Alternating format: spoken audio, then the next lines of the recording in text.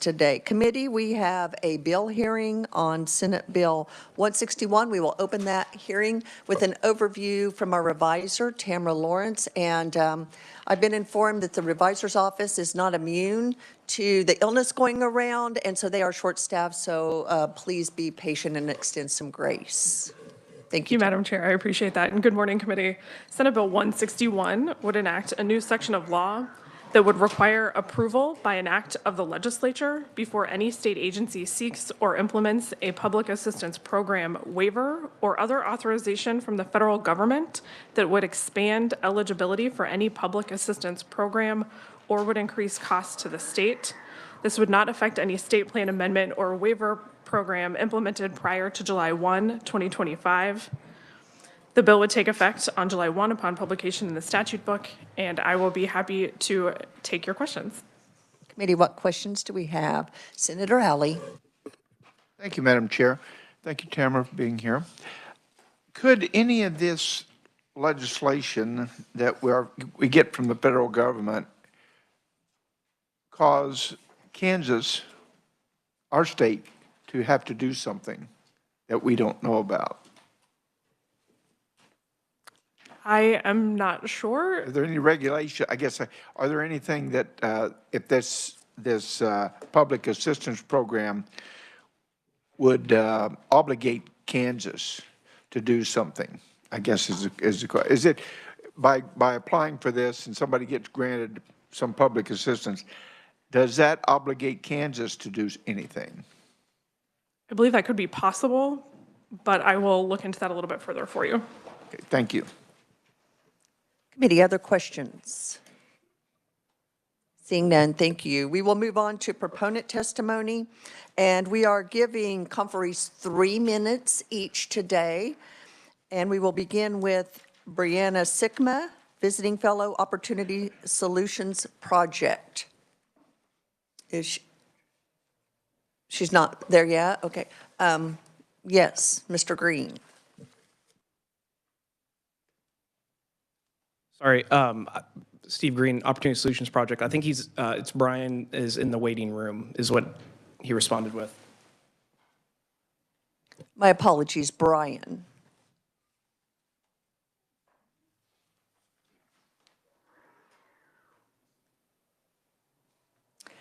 Not seeing him, so we will come back. We will come back to Mr. Sigma, but we will move on to Jerry Mashad, President, CEO, Development Services of Northwest Kansas. I apologize if I mispronounced your name. Welcome to committee. Good enough, thank you. Good morning, Chair and members of the committee. My name is Jerry Mashad, and I'm the President of Developmental Services of Northwest Kansas. We are a 501c3 organization that works in the IDD, the Intellectual and Developmental Disability world, out in the 18 counties in Northwest Kansas. We are an organization that's been around for probably 58 years in the making. We grew up from the grassroots, from families wanting opportunities for their sons and daughters. So that's a bit of our background. It's relevant because as we developed over time, in my testimony, I'm not going to read it, but there's also an attachment in here that relates to some values of our system. And I think those are important things as we look at the concerns and the issues that are facing our community IDD system today. We took our roots in the 60s, and we began that history based on some core values of, having services close to home, services that are managed locally, those principles that I think are important to all of us. And we've done so over the course of time through cooperation with the state and with the federal government, CMS, the Centers for Medicare and Medicaid. And it's been an effective process. In the mid-90s, the Kansas Legislature passed the Developmental Disability Reform Act, which embodied the work that we were doing up until that time. And in the process, we developed roles where we had multiple hats that we wore. That to me, in many ways, was a vision that looked practically and realistically at our system. We today we're the CAP of the Community Developmental Disability Organization. We are also a service provider. You have to kind of be able and nimble to be able to serve people where they are in the best way possible. Our roles and our functions within that system, and the reason I'm here today is we have some challenges in our system with system change. That we want to make sure that the changes that are brought forth really do make good sense. And in many ways, what's been lacking is involvement, realistic involvement in figuring out how we have to work and conform with CMS. That's the root in all of this. But it's important to be at the table, if you will, to develop those system changes. And it's important also to note that in our system, we have methods of managing. We have ways of managing and mitigating risk. It's part of our system and oversight. Is that my alarm to? It is. Hush up.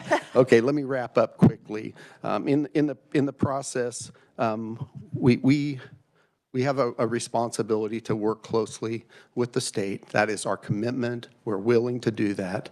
But what we're asking for is the direct eyes of the legislature on the process. And that's the essence of it. And thank you so much. Appreciate you being here in your testimony. Next, we have Matt Fletcher, Executive Director of InterHab. Welcome to committee. Madam Chair and members of the committee, thank you for the opportunity to appear in front of you this morning and to provide a bit of additional context to what you will hear from service providers within the IDD service system, as well as written testimony you've received from families across the state of Kansas. I wish I didn't have to be here this morning to discuss this issue with you. But unfortunately, I'm here as a result of many, many months of unwillingness on the part of our state's government to include providers of service and families in a meaningful collaborative process to develop needed system change initiatives for the IDD service network.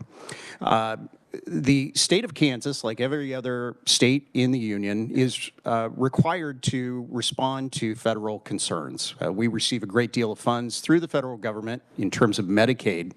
And I believe, as the senator perhaps was alluding to earlier, there are strings that come along with those funds. So we are required to respond to the federal government when they put things in regulation, for example. That is not in question this morning. The folks who are here today to present their case understand that the state of Kansas has to respond to the federal government. It's the manner in which our state has chosen to engage in planning those responses that we have a lot of concerns with, and we, frankly, ask for your assistance in an amendment to Senate Bill 161 that would address those concerns. KDADS has proposed multiple systems change initiatives for the Kansas IDD service network, all scheduled to occur simultaneously over the next 1.5 to 2 years' time. I would like you to keep in mind that this system supports our most vulnerable Kansans across the state. These are individuals, many of whom need constant support 24 hours a day to maintain an independent and inclusive life in the community. This is not the system that we should approach system change in any sort of cavalier fashion. I've listed in my written testimony all of those system changes that are being proposed. They are all large-scale changes to the system, changes such as how the funding for every Kansan with IDD will be determined, changes such as how their services each and every day are going to be provided, changes to our existing structures like case management and our gatekeeping entities, the CDDOs.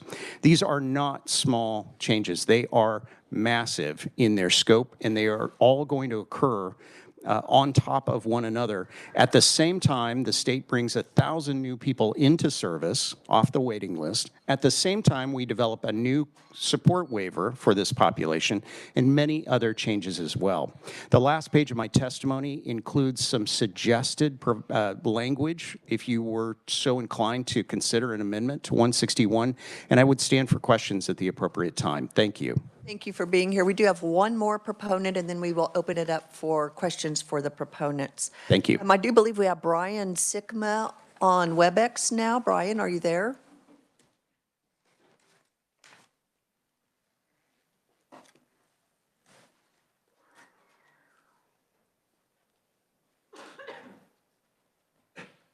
Brian?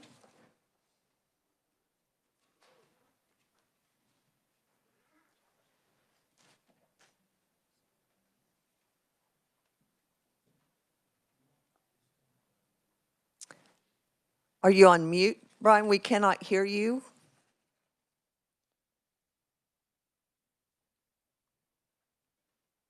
Okay, committee, we will begin taking questions, and if we get Mr. Sickman, we will allow him to testify. What questions do we have for the proponent? Senator Thompson. Thank you, Madam Chair. And this is for Matt. I see the proposed language. Would that just be inserted into as a new subsection? I'm looking at the bill, like a section 1A, a new B, and then renumber. Yes, sir. And I would state that we are open to any proposed change that the committee would like to make that would address this issue.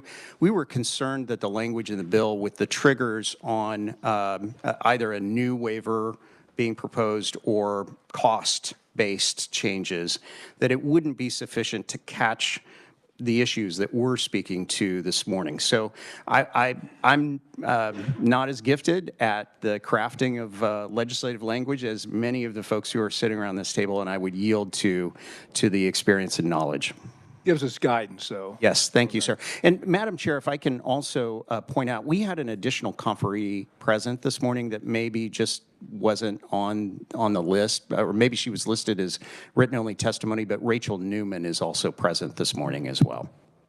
Yes, we have her written, listed as written only. Okay. So, any other questions for the proponents? Any luck with Mr. Sikma? Okay, we will then move on, committee, to, oh, and I do want to draw your attention to written only proponent testimony listed there. And we will now move on to opponents. We will begin with April Holman, Executive Director, Alliance for Healthy Kansas. You have 3 minutes. Welcome to committee. Thank you, Madam Chair. The Alliance for a Healthy Kansas is a nonpartisan health policy advocacy organization. And one of the things that we often talk about is the importance of access to affordable health care.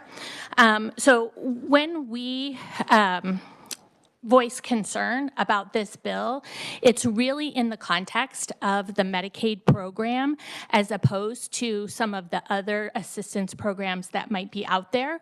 And the main concern is just that this process would bog down the Medicaid program. It could create bottlenecks for any kind of innovation or responsiveness to things that might be happening. And we feel that there's already a process in place for the legislature to have oversight through the Bob Bethel Oversight Committee and also through the budget process and appropriations. So we see this as increasing red tape and not really providing a new benefit to the legislature or a new form of oversight that would be meaningful. I certainly hear the concerns that were expressed by the opponents before me. I just don't think that it necessarily requires this sweeping legislation in order to address that issue. I would hope there would be another way to do that without slowing down the system. I'm really happy to answer questions when the time is appropriate, and thank you for the opportunity to testify. Thank you so much for your testimony. Committee, next we have Heather Braun, Senior Policy Advisor, Kansas Action for Children. Welcome to committee.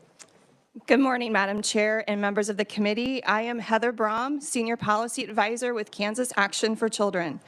My verbal remarks focus on the bill's impact to the medical assistance or CanCare program, particularly as nearly 61% of CanCare members are children. The medical assistance program goes through a number of changes throughout the year, responding to congressional action, federal government changes, human consensus caseload changes, legislative changes, and changing healthcare needs. Some of these program changes are time sensitive. If the process to pursue changes can only occur with legislative authorization, the medical assistance program will no longer be able to quickly pivot a complex program when the federal government releases new rules and mandatory changes or the state needs to pivot in a crisis situation. It is unclear from this bill what could happen when the legislature is out of session and an urgent need to change the program arises that incurs an increased cost to the state. Also, the inclusion of any cost increase, no matter the amount, could create a large amount of legislative oversight for small program changes. One example of making such a change that had to occur within 24 hours was to make sure a medication was covered for young children during an out-of-season RSV outbreak, which occurred in August of 2021. We are unclear if situations like this would fall under Senate Bill 161's restrictions due to the clauses including, but not limited to, an increased cost. Also, Senate Bill 161 doesn't improve government efficiency, but we have some ideas that could. This committee could explore making the human consensus caseloads process much more transparent and with additional legislative oversight. Changes to the medical assistance program with large price tags already do go through the appropriations process, but some changes do occur through the human consensus caseloads process, which remains extremely opaque to both lawmakers and advocates alike. Another alternative could be to add to the Bethel Committee's authority and/or increase their meeting count in statute to allow additional legislative oversight and meetings to learn much more about the complex program.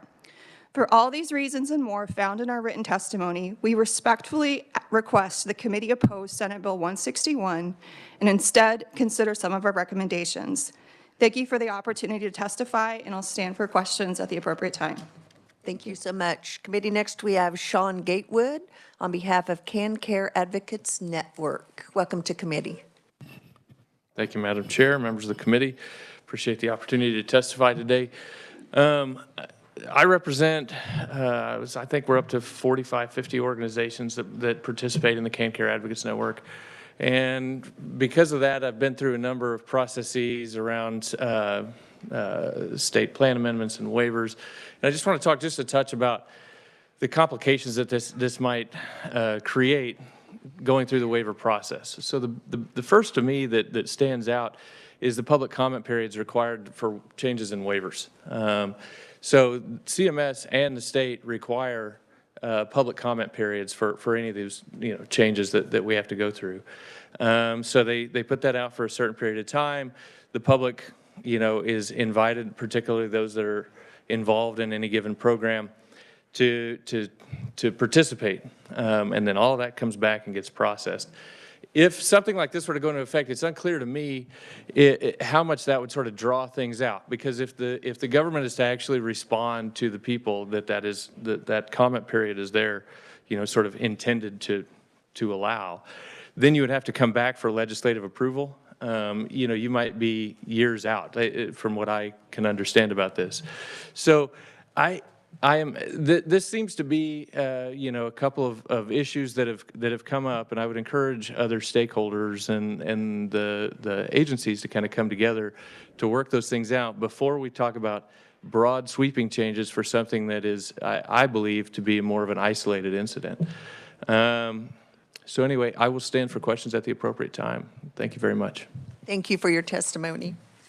Next, we have Mike Burgess, Disability Rights Center of Kansas. Welcome to committee. Well, thank you, Madam Chair, and it's kind of a pleasure being on this side because, gosh, it's been a long time ago now. I actually chaired the House Government Efficiency Committee way back when the House had one. So I always appreciate and like kind of systems thinking and, always thinking about ways we can improve everything. So today I'm here as an opponent, partially because, as some of the previous conferees have talked about, just the process is tough. I mean, and there is public comment. I do think there's ways that we can improve that process. And maybe even, I'm just thinking, just while I've been in the room here, making sure that those public comments are shared with, there's a process to share those with the legislature as well, because I know the agencies, anytime they have those, they diligently keep in track and have to submit those to CMS as well. So I wouldn't think it would be too big of a lift to also make sure that the legislature's briefed on those things. One other idea in thinking along the lines of process improvement that is in my testimony, as we often try and review and read the waivers and read the state plan amendments and participate in those public comment periods, I will say it is helpful to go to those sessions. The agencies always have informational sessions on those. And it is great to be able to go and ask questions and hear more in detail, because it's not always obvious what is being changed. And so I think one thing that is helpful, and at times KDADS has done this before and it was immensely helpful, is to have a document that succinctly lists all of the changes, along with what the current language is, what the new language is, and a plain language description. And if that could go out ahead of time in the process, that would help certainly Kansans with Disabilities and others to be able to process this ahead of those meetings so they could come and offer helpful feedback.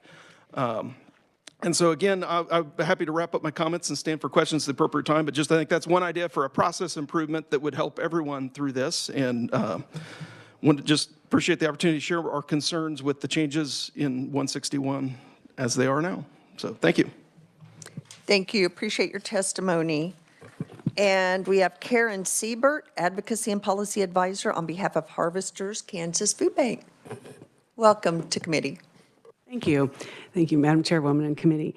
This testimony is submitted on behalf of Harvesters, the Kansas Food Bank, and Second Harvest Community Food Bank. Last year, we served the hungry and food insecure in all 105 counties in the state, and last year distributed about 46 million pounds of food through a network of charitable food pantries in churches and communities all throughout the state. We oppose SB 161. While we're concerned about the impact on Kansans served by agencies across state government, I'm focusing my testimony today on the impact to the food assistance program. We're opposed to this bill for three main reasons. First, it's duplicative. Second, the language is vague and confusing. And third, the provisions will make state government less responsive to the needs of Kansans. First, the USDA already requires that SNAP waivers must, and this is from statute, result in more effective and efficient administration of the program in order to receive federal approval. It's unclear what this bill is trying to accomplish when that requirement already stands. Second, the vague bill language could also create problems for DCF under any administration. For example, Kansas is required to have a state plan for its SNAP employment and training program, and that plan must be approved annually by the USDA. Under this language, it appears that a plan that includes technology upgrades that require upfront costs, even if it results in long-term savings, must be approved by the legislature.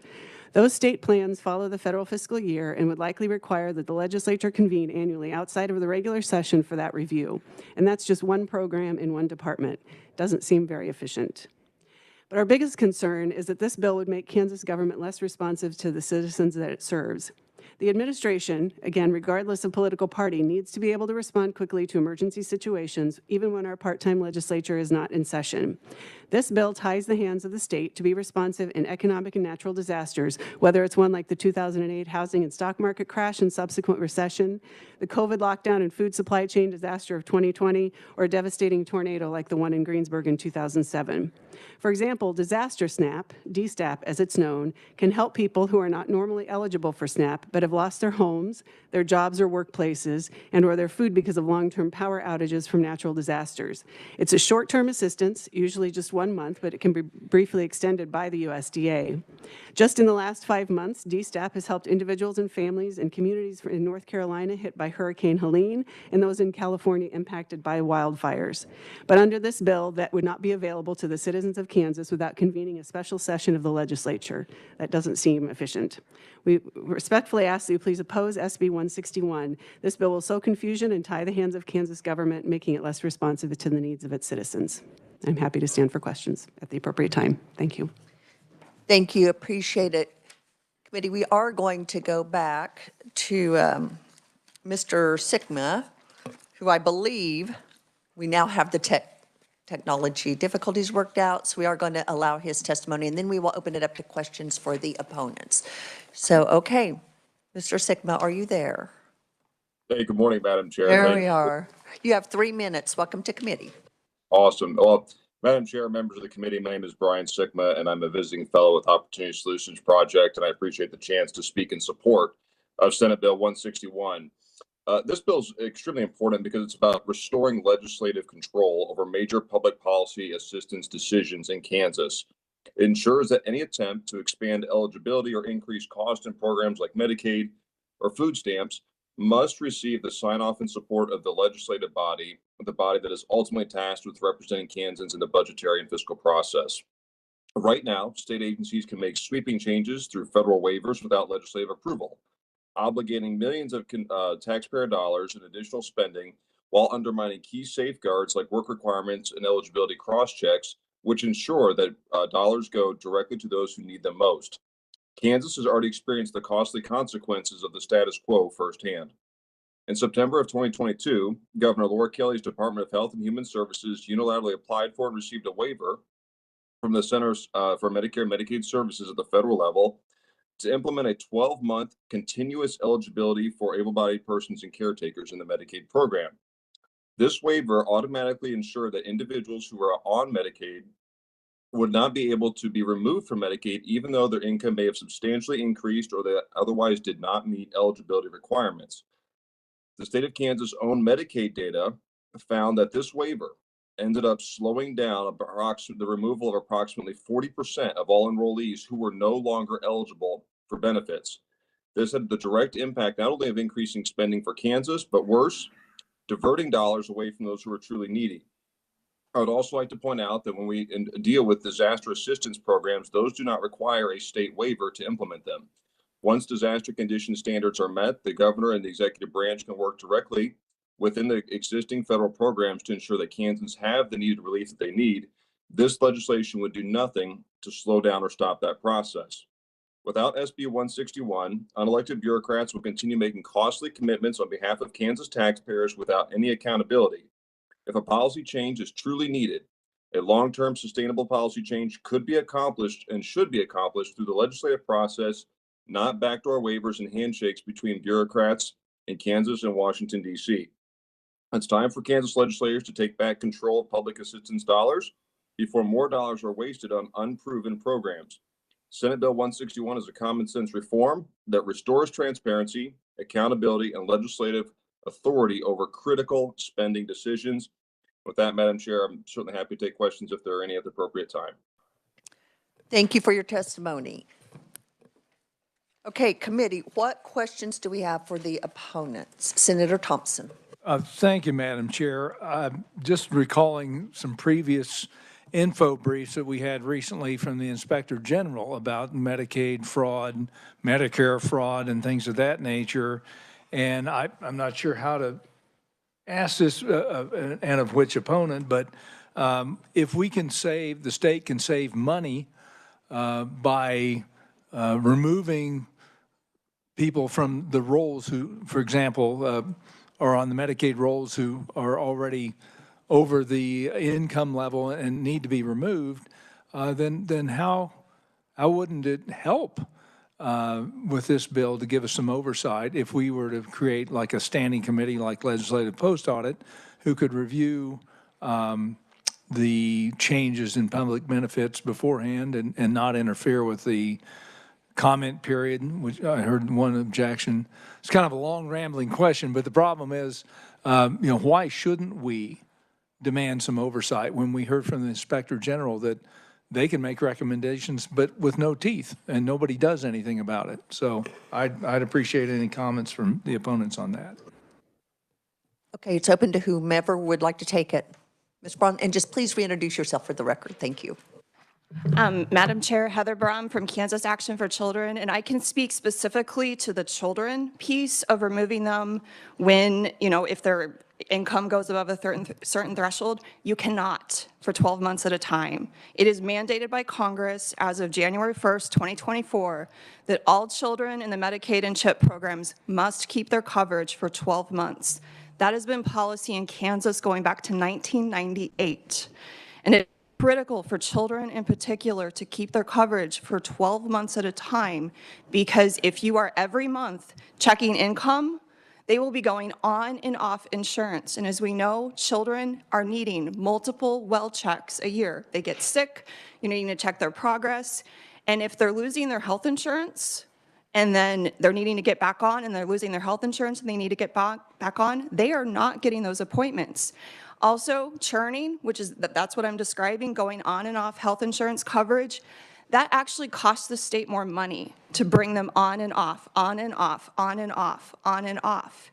It costs the state money short-term, and it costs the state money long-term, because if they're not caring for their health, long-term, they're not going to be in school, they're not going to be healthy long-term. It can affect their ability to graduate from school, get a better job as an adult. It is in the government's best interest to keep children on health insurance coverage like Medicaid and CHIP for at least 12 months at a time. I can speak to the parent piece that was brought up by one of the proponents, but I would actually rather defer to the state agency that I know is in the room to speak to that piece of it, but I know a little bit. I guess my question, though, is how does oversight by the legislature prevent that from happening? You, Senator, if I may, Senator Thompson, you said, spin up a panel that could remove people from coverage if they get outside the income levels. And what I'm telling you, and at least in the case of children, it is mandated by Congress that for 12 months at a time, they keep their coverage if they are on Medicaid or CHIP. And then every 12 months, their income is reviewed for their family, and then it is determined whether or not they stay on the rolls. You cannot, during that 12-month period, I believe unless the family reports that they've moved out of state or the child has died, that they lose their coverage. That's why it's called continuous eligibility. So the federal government ties our hands. Congress. But legislative oversight still doesn't prevent those kids from being, obviously we couldn't do anything about that, but how is oversight from the legislature a bad thing when we know of instances where there is corruption, where there is fraud, and we can't do anything about it? We could be able to save money and have more money available to help those kids that are in need if we had the legislative oversight, right? Madam Chair, Senator Thompson, where our concerns are is the massive broad language in this bill. What is legislative oversight? Is it the need to pass legislation every time the medical assistance program needs a change? Again, I would defer to the state agency staff in the room who could tell you how many times a year that program changes that may increase the cost of the program. Are you all wanting to, every single little decision that may be made every single day, 365 days a year, are you wanting to address that?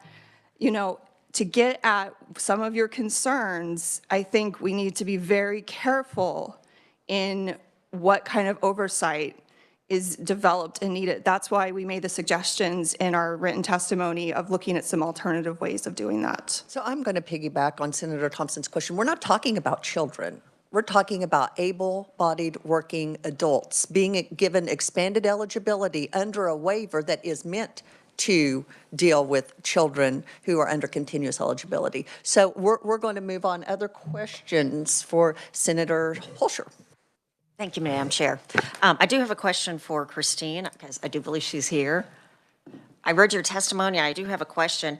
Can you provide some examples of programs or changes in policy that might potentially be restricted under this bill? And maybe, I'm thinking of mental health, rural hospitals, but I'm sure you have other thoughts. Could you expound on that?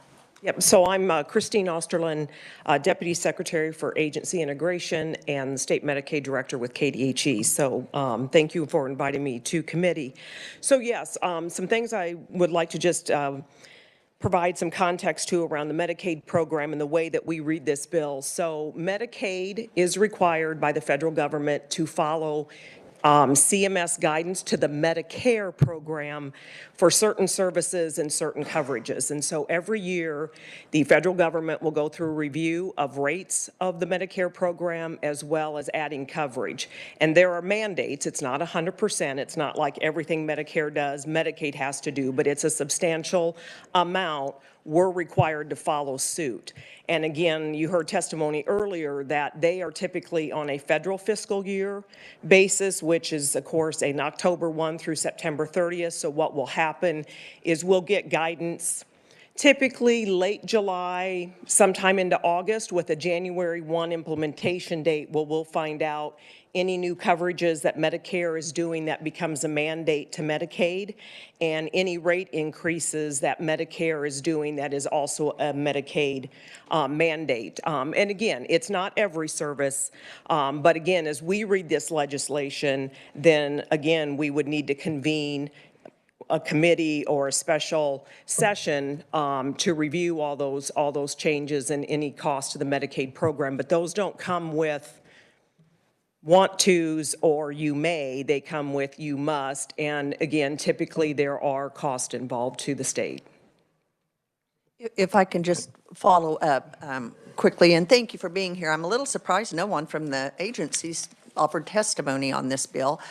But my question is, would having the LCC, which we do in many other circumstances, if the legislature is not in session, the LCC can make that decision. Would that alleviate the concern from, I heard that from a lot of opponents, that what do we do when the legislature is not in session?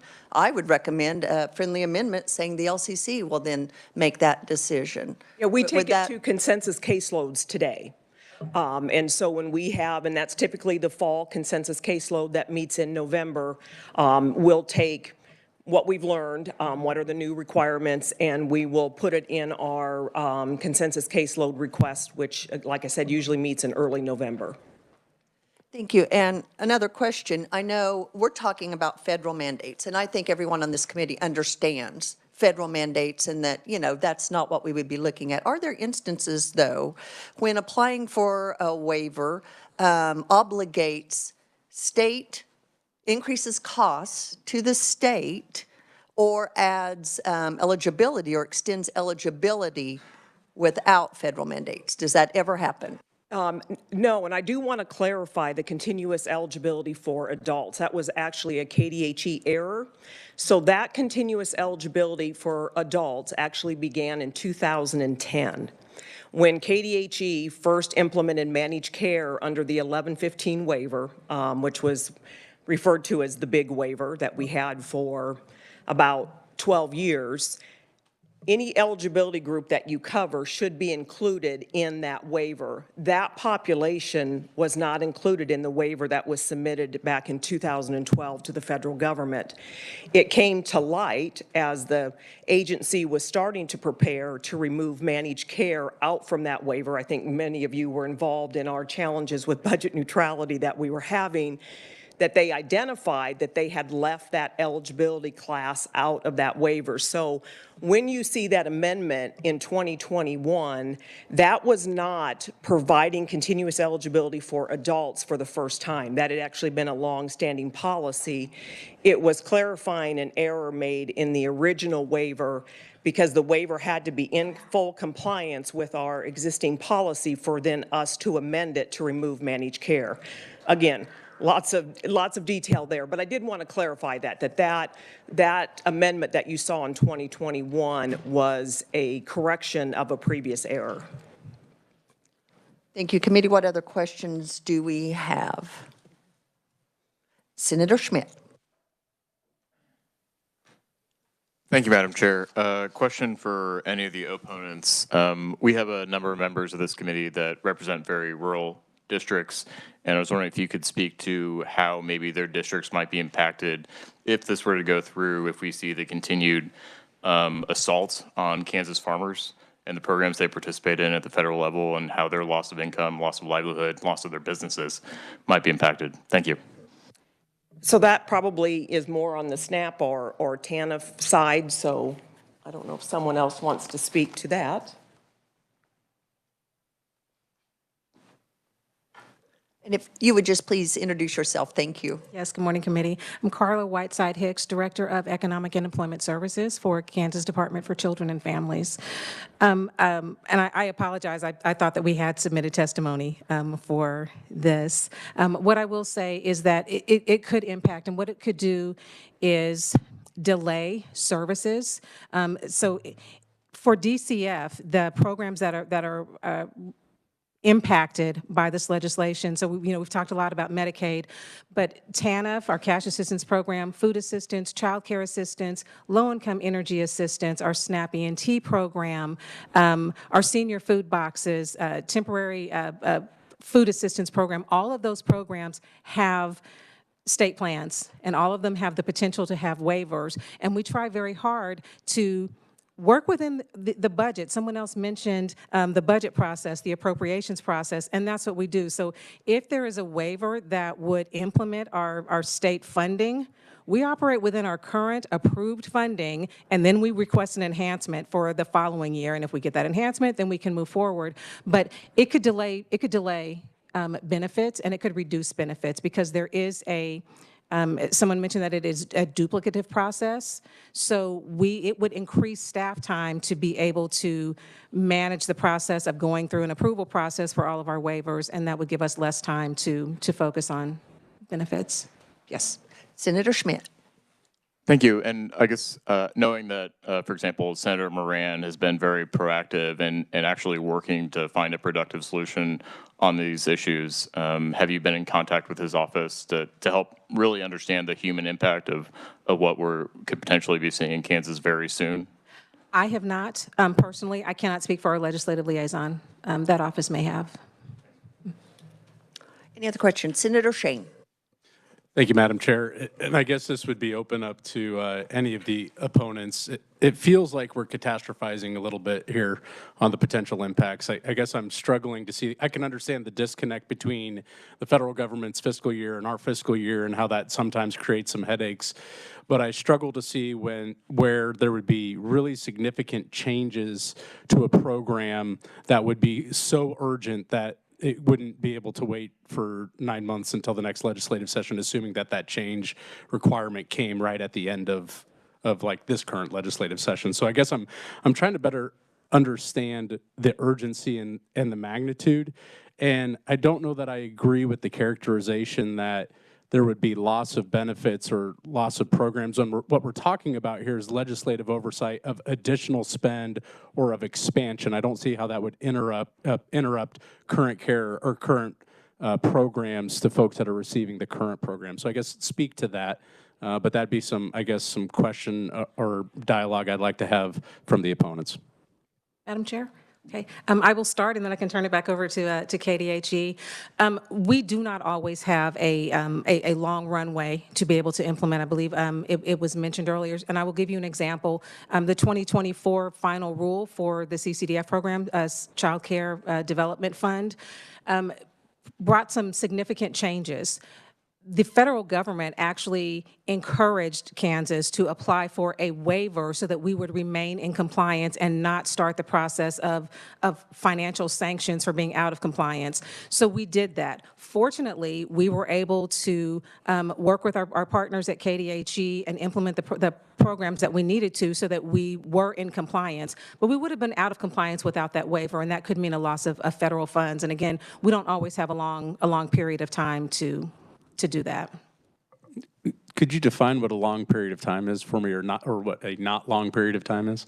Sometimes it is 30 days, 60 days. It simply depends. Okay, thank you. Committee, any other questions? I do want to draw the committee's attention to the written testimony from the opponents, written only. With that, we will close the hearing on Senate Bill 161. And committee, I would like to turn our attention to working Senate Bill 79. And we will begin that with just a brief reminder of that bill from the reviser. I don't know if Mr. Weiss or Mr. Weiss, if you could just briefly remind us of the contents of that bill. Thank you. Thank you, Madam Chair. Yes, Senate Bill 79, this is the bill that dealt with the definition of, that would require the Secretary for Children and Families to submit request a waiver from the USDA to exclude soft drinks and candy from the definition of eligible foods in SNAP, the Food Assistance Program. And if the waiver is granted by the federal government, the Secretary would implement that waiver to no longer allow soft drinks and candy. If the waiver is not granted, the Secretary is annually required to request the waiver until the federal government grants the waiver. And I would also point out this is the bill that did have the technical amendment where we have the definition of soft drinks and candy. It was pointed to the old version of the statute and would just need to be pointed to the new reconciled version of KSA 793602. Committee, any questions on this? Senator Thompson. Is the amendment already made on that? I can't remember. So that if we made a motion, we'd have to say as amended? As amended, and I believe that we have copies. It basically takes out the letter C at the end of the reference to the statute, but we will pass that out so everyone is clear on that, but it is a technical amendment, but it would need to be as amended.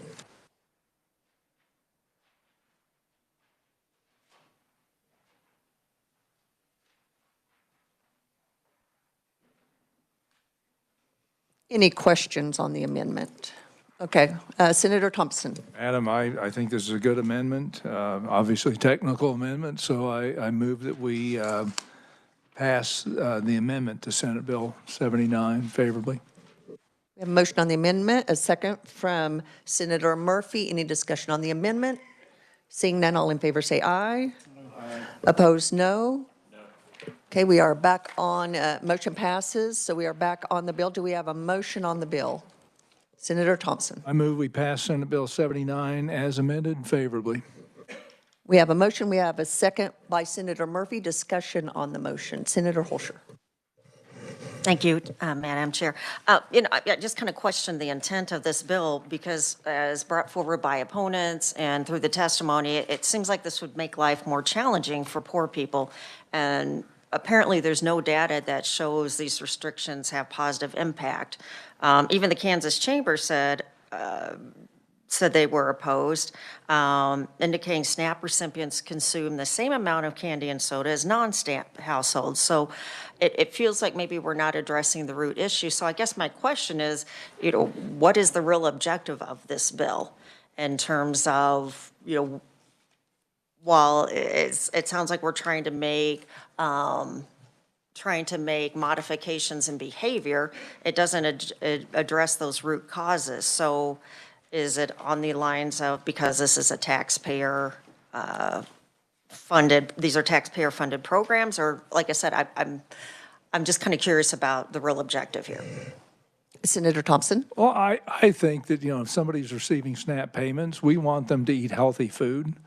And money that the taxpayer provides, they should expect those SNAP recipients, the benefit recipients, to respect the fact that the taxpayers are providing them with subsistence. And even though candy and pop sounds nice and is a little bit of a treat, when you are in need of assistance, you should be focusing on making sure that you get good, healthy foods for the kids. And if you spend that money on pop and candy, it takes away from being able to spend the money on foods that they absolutely need for their health. Madam Chair. So there should be guardrails in place when money is being provided by taxpayers. Senator Thompson? Yes, absolutely. That's my point. And I'm assuming that's a consensus. Okay, thank you. Senator Schmidt. I mean, I know that we also have a lot of legislators that have various health challenges, and certainly if we're going to apply these restrictions to people receiving these benefits, perhaps we should look at the same restrictions for the legislators and the per diem that they receive with taxpayer dollars. Just an idea.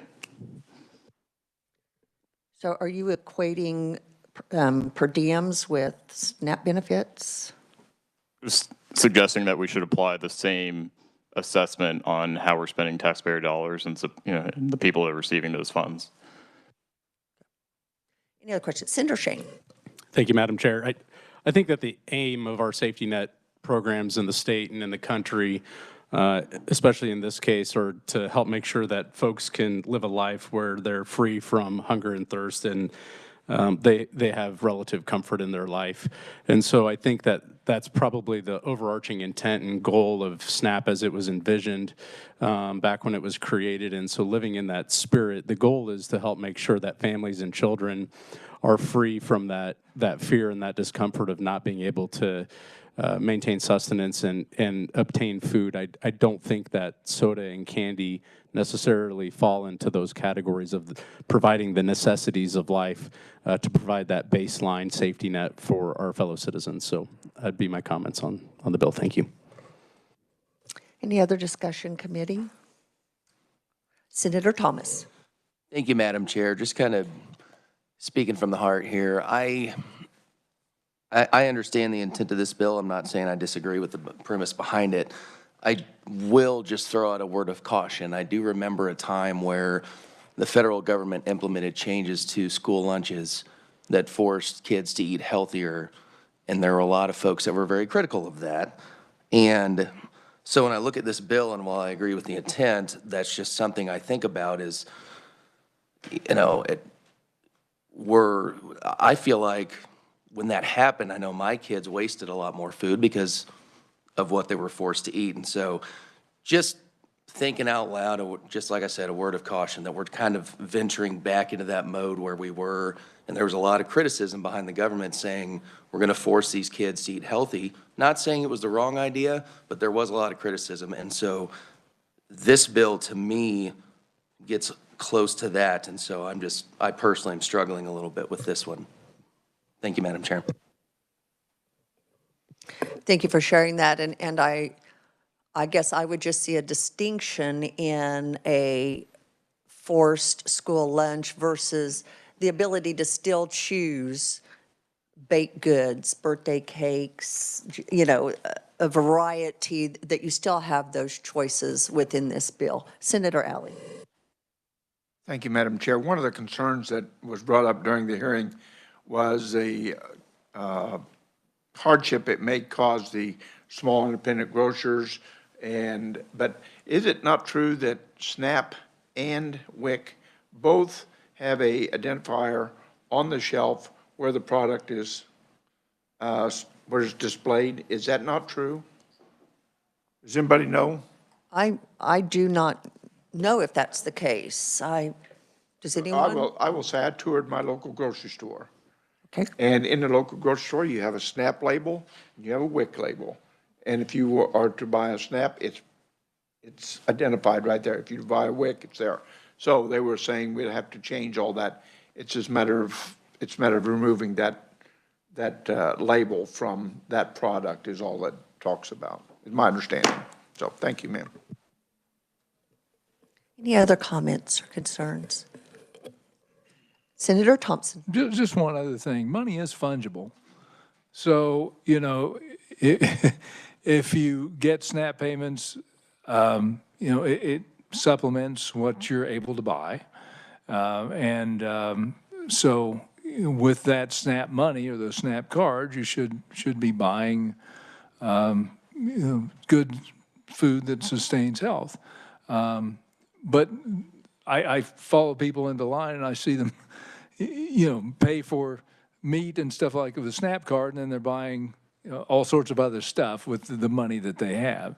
So again, you know, money is fungible. The SNAP payments create a situation where they can buy what they need. When I was first married and we made like $500 a month, we were very careful with what we spent. And we're just making sure that people at least have the money they need to buy good food and don't waste it on things that they don't need. Sometimes you have to make that very difficult choice. Thank you, Madam Chair. Other comments or discussion? And I would just say we already do exclude, as we've mentioned, hot foods, alcohol, tobacco. So there are requirements currently in place. So with that, we have a motion and a second. All in favor, say aye.